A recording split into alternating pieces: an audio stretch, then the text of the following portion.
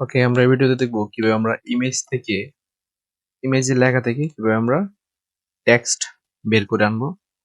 তো চলুন শুরু করা যাক। এখান থেকে আমরা টেক্সট বের করানোর জন্য ক্রোমে চলে আসবো। ক্রোমে আসার পর এখান থেকে আমরা সার্চ করব বাংলা OCR। বাংলা OCR লিখে সার্চ করার পর এখানে আমাদের অনেক অ্যাপস চলে আসবে। তো এখান থেকে আমরা 3 নম্বর ওয়েবসাইটটা এটা সিলেক্ট করব, bengali.india টাইপিং। তো এটা আমরা চলে যাবো। এটাতে আসার পর এখানে ড্র্যাগ এন্ড ড্রপ করে আমরা আমাদের ইমেজটা আপলোড করতে পারি।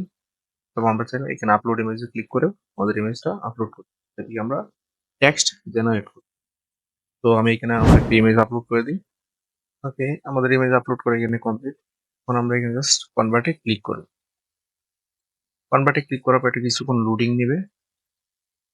ওকে, তো আমাদের কিন্তু লোডিং নেওয়া কমপ্লিট। এখানে কিন্তু দেখতে পাচ্ছেন আমাদের টেক্সটটা কিন্তু ইমেজ থেকে জেনারেট হবে। এখান থেকে চাইলে আপনি তারপর কপি করে যে কোনো জায়গাতে আপনার সহজ ইউজ করতে পারবেন। যত কোনো একটা টাইপিং করবেন, কম্পোজ করবেন, তার থেকে কম সময়ে আপনি এখান থেকে জাস্ট ইমেজ থেকে টেক্সট জেনারেট করে যে কোনো কাজে টেক্সট ইউজ করতে পারবেন। তো ভিডিওটা এ পর্যন্ত। ভিডিওটা ভালো লাগলে চ্যানেলটি সাবস্ক্রাইব করবেন এবং ভিডিও সম্পর্কে মতামত কমেন্ট। ধন্যবাদ।